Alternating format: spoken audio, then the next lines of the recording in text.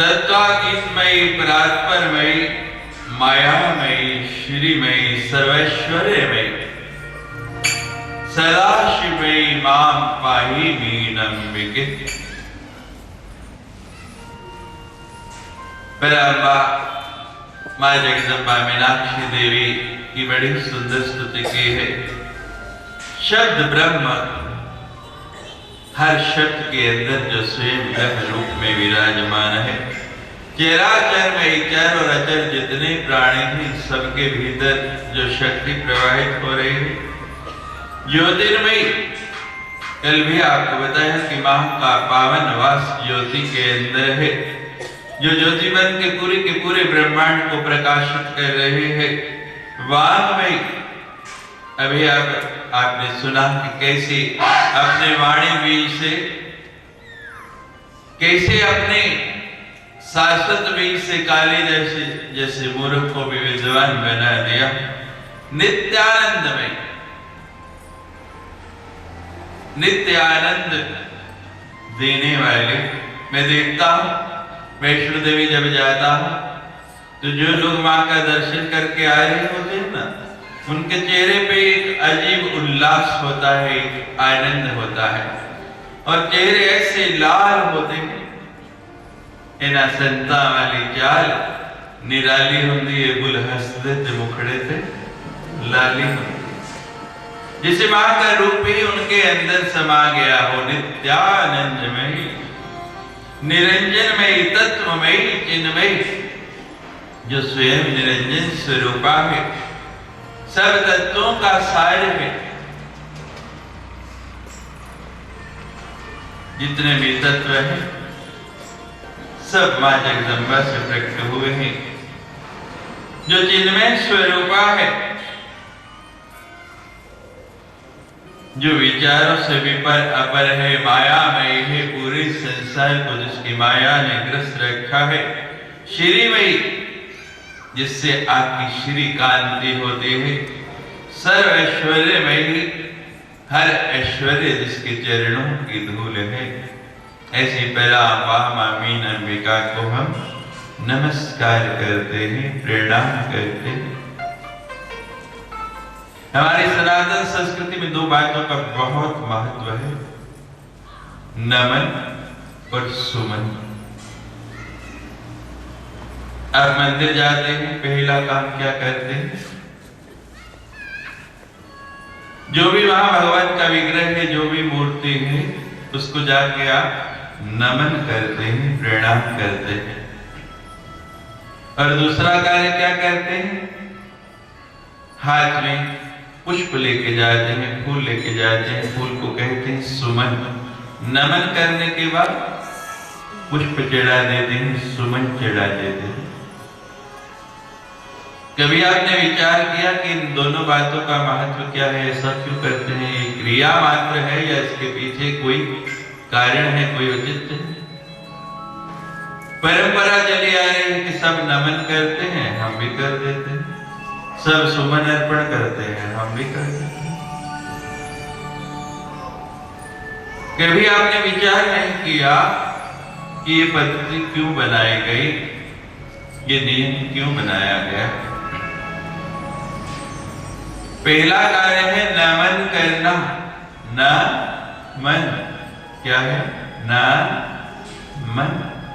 कि अब आप मंदिर आ गए हैं, अब इस कथा स्थल पर आ गए हैं कथा सुनने के लिए, तो पहला कार्य क्या करना है? नमन करना है। यहाँ के नमस्कार किया ना, नमस्कार करते ही क्या करना है कि ये मन न मन हो जाए और कहीं रहे नहीं, यहीं का यहीं विराजमान हो जाए। नमन का मतलब कि अब मैं आपके सामने आ गया हूं, बाकी सब कार्यों से मेरा न मन, और कुछ यहां विचार आए नहीं, क्योंकि कथा समाधि की भाषा है।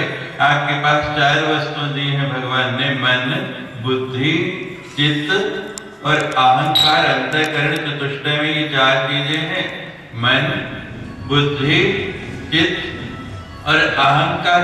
हम कहा करते हैं कि जब कथा में आओ तो इनमें से तीन वस्तुएं साथ लाओ, मन, बुद्धि और चित्त। लेकिन चौथी को घर छोड़ के आओ। उधमपुर में चोर बहुत घूमते हैं, चोरी कर लेते हैं, कोई चौकीदार चाहिए ना घर में, किसी को एक को बिठा के आना है। लेकिन हम करते क्या है कि 3 तो घर छोड़ आते हैं और चौथी यहाँ ले आते हैं। कहते हैं स्वामी जी तो नहीं पता, उधमपुर के जेड़े चोर ने ना ये बड़े डाढ़े, एक से काम नहीं चलता, 3 को घर छोड़ दिया। मन बुद्धि और चित्त तीनों को घर छोड़ा है और अहंकार लेके यहाँ आके बैठते हैं। और ये अहंकार बैठने नहीं देता। रावण को नहीं बैठने दिया, कंस को नहीं बैठने दिया। उनको कोई मार सकता था, किसने मारा? उनके अहंकार ने। ये अहंकार जो है, रावण ने सब कुछ जीत लिया लेकिन अहम को नहीं जीत पाया। और अभी कुछ दिन पहले विजयदशमी गई, जगह जगह उसके पुतले फूके जाते हैं। क्यों? अहंकार का पुतला फूका जाता है। ये अहंकार अति दुखद डमरुआ, ये चैन से बैठने नहीं देता है कहीं। जब भी गिराएगा आपको अपना अहंकार गिराएगा।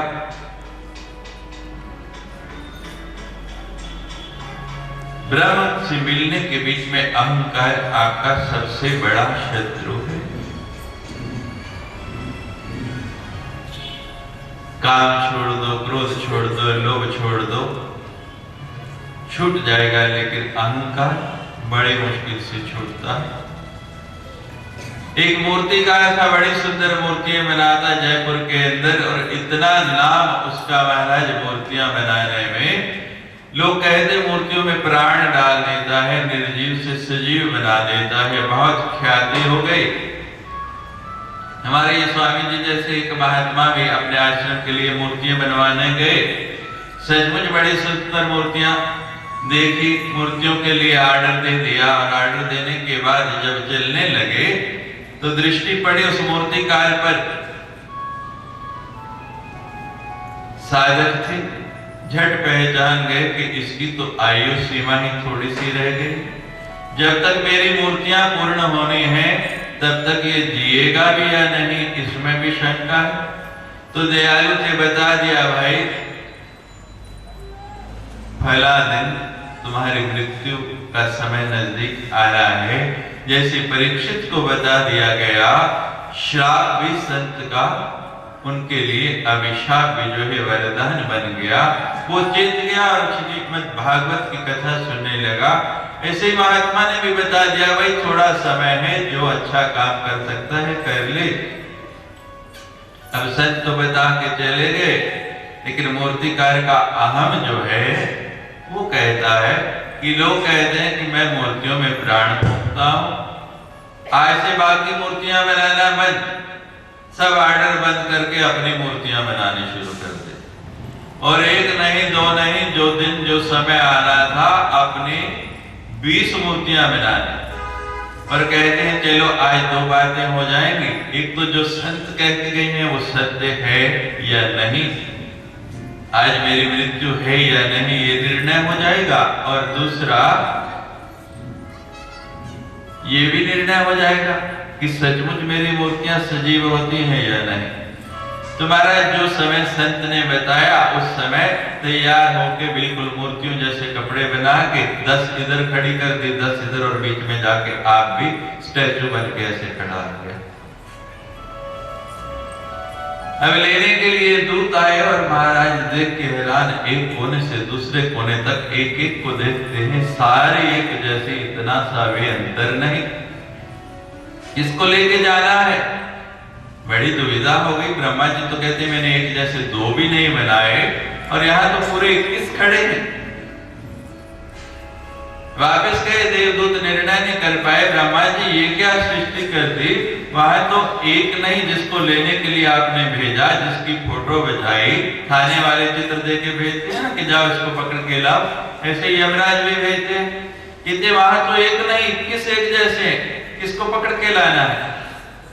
ब्रह्मा जी कहते हैं तुम्हारी बुद्धि खराब होगी, मैंने तो दूसरा भी नहीं बनाया कभी एक जैसा, और तुम कहते हो 21। कहते हैं बिल्कुल महाराज, 21 पूरे खड़े हमने गिने और रत्ती भर भी फर्क नहीं, हम निर्णय नहीं कर पाए। ब्रह्मा जी कहने लगे अच्छा ऐसा है। ध्यान लगा के देखा तो समझ गए कि उस मूर्तिकार की कला है। कहने लगी इसकी कला सचमुच इतनी अच्छी है, सजीव मूर्ति बनाता है, ऐसे तो पकड़ा नहीं जाएगा। उसमें थोड़ा अहम है, उसके अहम को, अहंकार को छेड़ देना तो पकड़ में आ जाएगा। अब महाराज वो आ गए दोबारा, वहां आके एक एक मूर्ति को छू के देखने लगे। बहुत सुंदर है, बहुत सुंदर है, बहुत बढ़िया बनी है। एक मूर्ति को पकड़ के यहाँ से नाक पकड़ा के, बाकी तो ठीक है, इसमें थोड़ा नाक ना टेढ़ा है।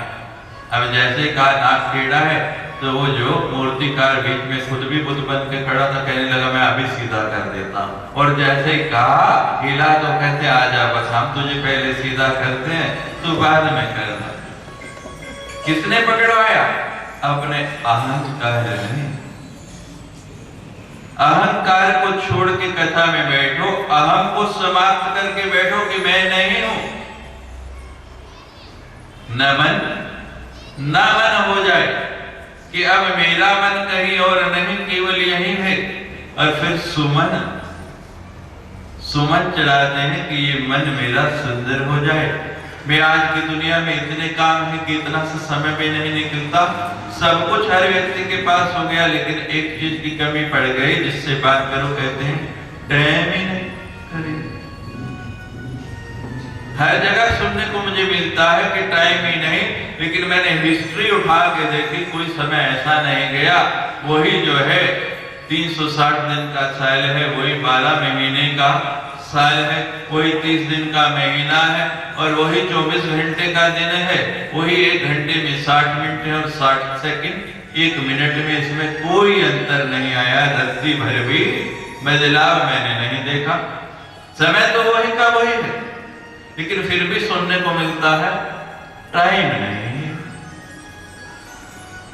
बड़ी मुश्किल से आप समय निकाल के कितने कार्य छोड़ के यहाँ आके बैठे हैं, और यहाँ आने के बाद केवल शरीर को नहीं बैठाएं, शरीर को यहाँ नहीं रखें, मन को यहाँ ले आए। सुमन हो जाए जब आप यहाँ से जाएं, तो इन फूलों की तरह महकते हुए और चहकते हुए जाएं। आज मैं देखता हूँ हर व्यक्ति के चेहरे पर एक विषाद है, हर एक को टेंशन है। जिससे बात करो ना, स्वामी जी बड़ी टेंशन है। हम कहते हैं हमारी कथा में आ जाओ, टेंशन दूर हो जाएगी। कैसे? मैंने कहा हम टेंशन से पहले ए लगा लेते हैं, और टेंशन से पहले ए लगा दो तो क्या बन जाता? पढ़े लिखे लोग बैठे हैं, अटेंशन, सावधान। यहाँ आके व्यक्ति सावधान हो जाता है, चेत जाता है कि मेरे लिए क्या उचित है और क्या अनुचित है। स्वामी रामकृष्ण जी की अभी बात आपको बता रहा था, जब उनका विवाह हुआ, दक्षिण की रहने वाली थी कलकत्ता की, और दक्षिण में एक प्रथा है कि जब विवाह के समय वरमाला डाली जाने लगी होती है, ब्राह्मण लोग मंत्र बोल रहे हैं, तो ब्राह्मण सबसे पहले बोलता है सावधान, और जैसे ही कहा सावधान, रामकृष्ण जी भाग पड़े, कहते मैं सावधान हो गया, मुझे इस बंधन में नहीं पड़ना है। बड़ी मुश्किल मना के लाया गया, और मना के लाए तो महाराज किसी तरह फेरे करवाए। और शारदा तो इतनी सुंदर, और दुल्हन का श्रृंगार भी सुंदर होता है। जब घर आए पहली बार आंख उठा के देखा तो कहती इतनी सुंदर तो मेरी माँ है, दूसरा कोई है नहीं। वहीं चरणों में लेट गए, और पूरा जीवन आप रामकृष्ण जी का इतिहास पढ़ लो, शारदा को माँ ही कहा। भाव ही बदल गया। यहाँ आके भी मन सुंदर नहीं बना तो सुमन चढ़ाने का कोई लाभ नहीं हुआ।